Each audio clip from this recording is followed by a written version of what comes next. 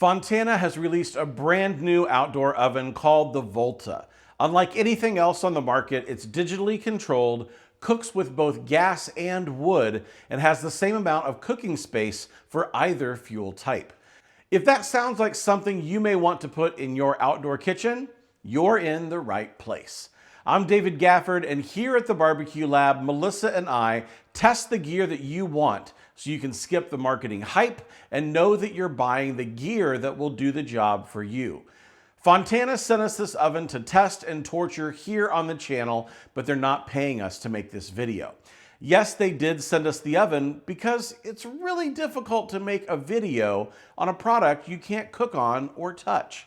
There's no notes or marketing jargon from Fontana, and what follows in this video are the experiences we had putting the Volta 90 to use. Shipment and delivery on the Volta was easy. It came in a box truck, and it wasn't just a cardboard box on a pallet. It had a wooden crate built around the box to protect it in transit, and it made the trip from Italy to Indiana without any scratches or blemishes. This isn't a two-man lift oven since it weighs almost 300 pounds, so we invited some guys over to the lab to get it on the table and fire it up. There's not that much to assembly, just connecting the digital display, hooking up the propane tank using the regulator hose, and installing the exhaust pipe. You'll need to peel off the sticky film from any of the stainless steel pieces, so hand those to the kids and get ready to hear, "This is so satisfying," a bunch of times. We're installing the Volta on the Fontana pizza desk, and there's plenty of film to peel on the huge top surface. Since there's a digital display, you will need to have electricity available for this oven in addition to either propane or natural gas. This model is the Volta 90, and it's the larger of the two available sizes. The Volta 70 is a bit smaller, but here's the specs on the 90 version. With the stack installed, it's 46 inches tall and 42.5 inches wide. From the front wall to the back measures 28.7 inches. Inside the oven, the burner is 15.2 inches long, and the cooking surface measures 35.4 inches wide and 19.7 inches deep. The Volta 90 weighs 287 pounds, and we had 5 guys lift it onto the desk, but probably could have gotten it done with 3 or 4. There are 4 main stones inside the cooking area of the oven, and they're 19.7 inches deep and 7.9 inches wide. What really matters, though, is the stone thickness, and these stones are 1¼ inches thick.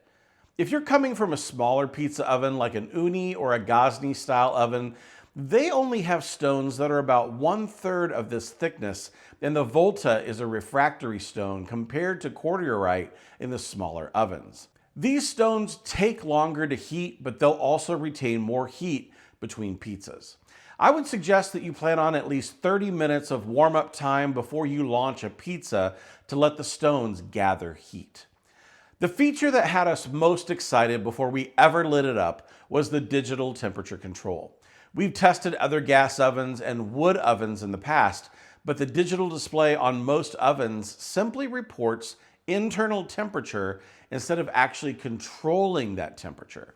The Volta is automatic. Just push the power button, set your temperature, and it lights itself and takes the oven to the set temp. I can't overstate how cool this feature really is. It's a high heat pizza oven that's as easy to control as a pellet grill. And when I'm entertaining a bunch of people, I know I want to focus on my guests and what I'm cooking. If the oven can maintain the exact temperature I'm after on its own, that's a huge benefit to me. Now stick with us, because in just a minute, I'm going to drop a code that you can get free shipping and a free premium cover if you're wanting to add the Volta to your backyard.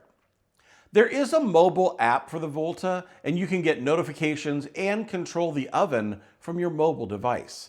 Of course, this doesn't work when you're cooking with wood, but it will relay the oven temperature so you can still see where the oven is as long as you keep it plugged into power. On the app, you can set the temperature from anywhere as long as the oven is connected to Wi-Fi. There's also Bluetooth connectivity if Wi-Fi isn't available. You can get push notifications from the app when the oven is up to temperature, as well as error code alerts with what's likely causing the error and how to fix the issue. We finished off a few propane tanks in the making of this video, and we appreciated the notifications alerting us when the flame went out. There are 2 temperature probe ports in the digital display, and they are connected to the app as well. You can see the oven temp and both probes all in the app very easily. I like that Fontana included small cutouts in the door for the probes. Just slide the cable to the right or left side of the door, and you can keep the probe inserted while using the door to control heat while cooking. Many people don't think past cooking pizzas in their outdoor oven, but these things can cook so much more, and having the integrated temperature probes to monitor the internal temperature of your meat is just really helpful, especially with the accompanying app. I really like using cast iron to expand cooking options in outdoor ovens. It adds much more diversity in what you can do with an oven, and we like mixing it up. To thank the guys for helping us assemble the pizza desk and lift the Volta, we dropped in our Smithy double burner griddle and let it preheat for some fajitas. We started with the peppers and onions, and once those started looking charred and delicious, we moved them to a pan and added our seasoned chicken thighs. It didn't take long until we were ready to combine everything together and put out a sizzling plate of fajitas to thank our friends for coming out to the lab on a Saturday. We also used the Smithy 12-inch skillet to cook some pretty greasy proteins without any worry of mucking up the stones. We roasted a rack of lamb one day and pork belly bites the next. Roasting with the open flame doesn't always provide the full sear that we like to see on steaks, but cast iron can really help with that. We brought this tomahawk up to temperature slowly, pulled it out to rest, set the cast iron griddle pan back in the oven to get it ripping hot, and then we're able to get a beautiful final sear on this delicious ribeye. For me, pizza ovens aren't just for pizza, and I love a good multitasker. Hey, shameless plug here. If you want to support our work here at the Barbecue Lab, you can shop at our store using the link below and buy the same spice blends we use here on the channel. It helps us keep the content flowing, and it's a tasty way to support the team. Just scan the QR code and you can check out our 4 blends that we make small batch and ship straight to your door. The nice thing about the Volta 90 is the cooking space it provides. You can cook an entire meal in there. We started with a couple of baked potatoes that we left in the oven for about a half hour before we added 4 chicken thighs in the number 12 Smithy. Shortly thereafter, we added in some asparagus and finished an entire meal in the oven with plenty of room to spare. This is one of the primary reasons that I like larger outdoor ovens. There's room for multiple pizzas, sure, but what changes the way we cook is the room for a protein, a vegetable, a starch, and even have it still warmed up if the kids want to roast marshmallows for dessert. With a Volta 90, there's room for all kinds of meals in the same oven, cooking multiple items at the same time. Now, I need to stock up on roasting pans and half sheet trays because I have ideas. Besides cooking dinner, a lot of people like to use their outdoor oven for baked goods, and the Volta 90 makes this easier than every other oven out there with the digitally controlled temperature. Any other time we've tried baking in a pizza oven, the temperature was a complete guessing game of trial and mostly error. With the Volta, you can set your desired temperature and not have to worry about dialing up and down the flame to fight the temperature fluctuations. The only thing that you need to remember is that when you're baking with an outdoor oven, whether gas or wood, you're operating an oven that works like a broiler with heat blasting down from the top. The hot stones are providing the heat from the bottom, but the flame is arcing over the dome and over your food. For baking, just add a lid or a sheet of foil, and it takes away the harsh broil for those more delicate foods. At the end of the cook, you can just uncover it and then monitor while it gets the final browning that you're looking for. Now, I mentioned it at the beginning, but this is an oven that you can cook with both wood and gas, and their claim is that you don't lose any cooking space changing fuel type like almost every other oven on the market. Most have wood burning on one side and gas on the other, and to do that, you lose cooking surface, and the Volta aims to change that. To make the transition, we need to pull out the far left brick and slide the burner cover between the wall and the first brick. But here's a helpful hint. You can take out this heat shield to make it much easier. The shield just slides out, you put the burner cover in place and lay the brick back down with the burner cover wedged between the brick and the side of the oven. Sounds simple, but it took us a while to get it the first time. Once that's all set, slide in the heat shield, place the wood rack on top of the burner cover, and you're in business. Now, I want to give a shout out to stackedwood.com for being a great resource for all things firewood. They aren't a sponsor of this video, but they carry pizza oven splits in their stacks that they can deliver straight to your door or barn in our case. I'll link to them down below, but it makes outdoor kitchen wood-fired pizza night incredibly easy. I'll use the Kindling Cracker XL to make some kindling to get the fire started with a couple of Fogo starters and my lightsaber torch, and we're ready to cook with fire. While we were lighting the oven and bringing it up to temperature, we put some filet mignon in the sous vide set to 125 degrees Fahrenheit. We preheated the Smithy cast iron number 12 griddle until it was good and hot, and then placed down the steak for its final sear. It only took about a minute on each side, and we were able to get that Maillard reaction that would rival almost anything I could do on a grill. After we let the wood fire die down a bit, we tried our hand at a New York-style pizza. The dough is from Trader Joe's, and no, it wasn't made with New York water, and no, it's not a New York-specific dough. That's why I said New York-style pizza.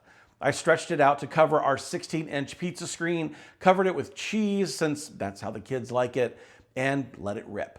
After a few minutes, I took out the screen and put the pie straight on the stone to finish the cook. And I would say for some grocery store pre-made dough, it makes a quite respectable wood-fired New York-style pizza. I like that the Volta 90 gives you the option for both fuel types without losing cooking space, but I've got to be honest. I'm probably going to stick to primarily gas because I just love the digitally controlled temperature. Now, some things we haven't covered. When cooking with gas, the low temperature is 300 degrees Fahrenheit. To go any lower, you'd need to use wood or cycle the power on and off or get creative. The high on this oven is 840 degrees Fahrenheit, and that's with either wood or gas. There are electronics in this oven that don't like it hotter than that. So you could try to push it higher, but you'll probably potentially start melting things, and that's no bueno. While we were working with the high-end heat, we did launch a few Neapolitan-style pizzas at 750 degrees Fahrenheit. And yes, I know that true Neapolitan pizzas are cooked hotter than 750, but I'm an American, and we tend to like our pizzas a little more crisp on the bottom instead of fork and knife on a plate style. Instead of a 60-second cook, I was aiming for a 2.5 to maybe 3-minute cook, and the bottom of our pies achieved a lovely color and rigidity, just like we prefer around here. Now, I feel like we've just skimmed the surface of what this oven can do, but I'll finish by pointing out 3 things that I think are the defining characteristics of the new Volta. First, it's a digitally controlled oven. Just set it and forget it. Dial in a number, push a button, and walk away. Second, it's the dual fuel option for me. You can cook with wood directly on top of the gas burner, using the cover that's included without losing any of the cooking space. And third, it's a 3-pizza oven. There's room for 3, but I think an even better use of the space is cooking some wings to go with that pizza. If you're thinking about adding this oven to your backyard, here's a way that we can help. If you use the code BBQLabVolta at checkout, it will get you a free premium cover and free shipping right to your door. If you do make a purchase, it will support our channel and help us keep great content like this coming your way. I'll put links down in the description below, or you can scan the QR code here on the screen. So what would you cook in this oven? Let me know down in the comments below, and you never know what you'll see here on the channel. I'm David from the Barbecue Lab. Melissa is the woman who does so much of the work while I gab at the camera. Thanks for watching. Remember to use the code here on the screen to get free shipping and a free premium cover if you're thinking about making a purchase. Hit like if you got value, and we can't wait to see you on the next one.